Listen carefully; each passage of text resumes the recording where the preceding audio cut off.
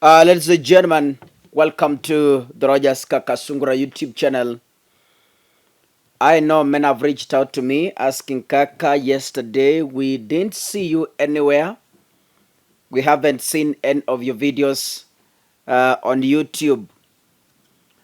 You're right, and I want to confirm that yesterday I didn't do any episode the whole day in all my channels because our camera developed a mechanical problem and we had to rush it to Nairobi yesterday for a quick repair.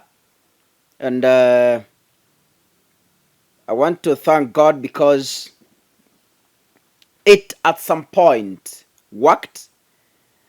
And I don't know if it will fail again, but I pray to God that one day I will get a good and stable camera yenye itupati aibu kama siku ya jana. So ladies and gentlemen, jana the whole day nimekuwa Nairobi. Kuna watu walinikuta kwa streets wakanisalimia, and I'm really grateful. I met one man around Afya Center, and he's a Kikuyu, and he jumped into me and I was like, guy, you want to kill me? No, he told me, this is Kakasungura.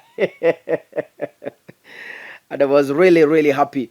Mungu abariki sana. Inaonyesha upendo wa mashabiki. So tuko na kamera, but kamera tuko nayo ni marehemu. So it's on and off, it dies, it resurrects. I hope in God's time we'll have a good camera so that we don't close down this channel. Ladies and gentlemen, back to politics. Waswahili wanasema palipo na wazee habaharibiki jambo. Why? The elders are full of wisdom. What they see while seated on the floor, the young generation will never see when seated on Mount Kilimanjaro in Tanzania. There are things that elders advise us as a young generation, and we look down upon them because we think we are right. And this is one of the characters I have seen exhibited from Kenya Kwanza. Kenya Kwanza is full of young people who always make decisions out of emotions. Kaka, if you want to succeed in life, be a man who seeks counsel. In the Bible, I'm told about, or I read about Timothy and Paul. Timothy was a young pastor, a student to Paul. And Paul tells him, treat the elderly with a lot of respect. Listen to them and take counsel. Teach them with a lot of respect. But let no one despise you because you are young. What Paul, an elder, is telling Timothy, a young man, is respect for the elders is paramount. It doesn't matter what they say. No. At all times, they deserve respect. And when you teach them, address them with a lot of decorum. Now, that should apply to all of us. Our elders, when they speak, we should sit, listen, and meditate what they are talking about. Instead of ranting and throwing tantrums, sit down. When your father tells you, do A, B, C, D, before you jump into the conclusions, sit down and first meditate. Ask yourself questions. Why did my father tell me this? Why did my mother tell me this? Kaka, why did I bring all these examples? This is just laying a background on what I have today to you people. I remember last year during the campaigns, Mama Ida Odinga, you know, Mama Ida is an experienced granny we have in this country. Is a mother. Ida Odinga and Mama Ngina, these are the two powerful women we have in this country who, when they speak, we should listen at all times. We should not question. These are women who know where Kenya has come from and where Kenya is heading to. So, during the campaign season, Mama Ida, while in one of the churches, said, it's high time the government regulates the churches. She just spoke an innocent statement. I remember very well. She just spoke an innocent statement.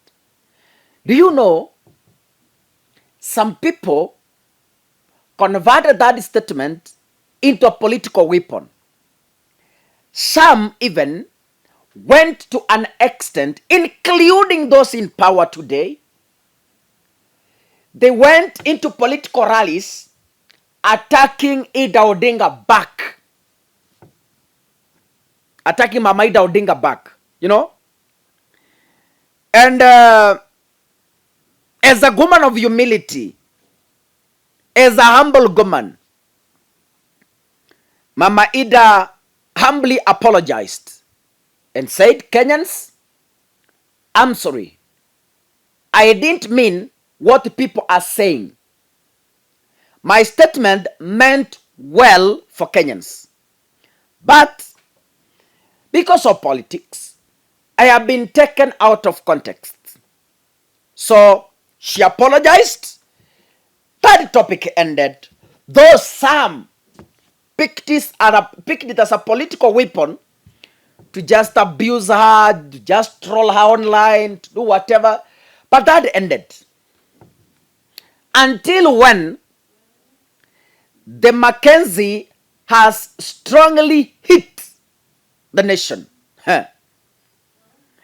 Some people are now remembering and saying, how I wish we knew when Mama Ida Odinga was speaking. How I wish we knew. Laiti tungalijua wakati Mama Ida Odinga aliongea, tungalichukua hatua. Now unaona, the government it's now dawning to the government that yes, there are criminals who are masquerading as pastors, teaching people. Like now, you can imagine a pastor is teaching a follower to sell all his property, come and fast until death, just to go to heaven. You can't imagine. Yani pastor anafundisha watu unafaa kufast mpaka ukufe na uende mbinguni. What we call cult.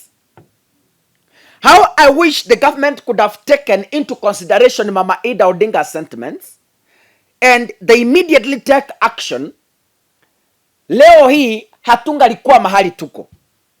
Kama serikali ingechukua hatua that time, leo hatungekuwa mahali tuko.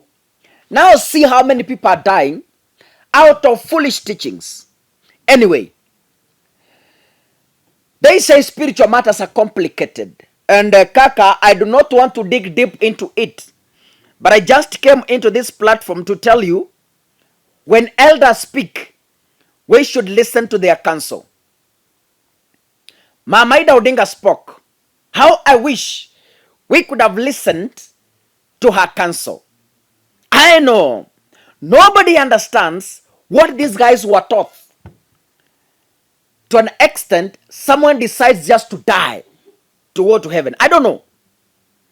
These are complicated affairs. And I don't want to jump into them. That is why for a very long time, you haven't seen me commenting on them. So, I've just decided to let them be. Because you never know what is exactly happening. Some things, you just look at them and unainua mikono na unasema anyway, wacha mapenzi ya Mungu yatendeke. But to me, let me say this, it's high time. I am a Christian, yes, and a staunch one. It's high time churches be regulated. It's high time pastors be regulated. There's a lot of evil that is going on in churches, which is going to affect this nation if something is not done urgently to salvage the situation. Kaka, I wish you the very best, and thank you so much for those supporting this platform. May God bless you. See you in the next video.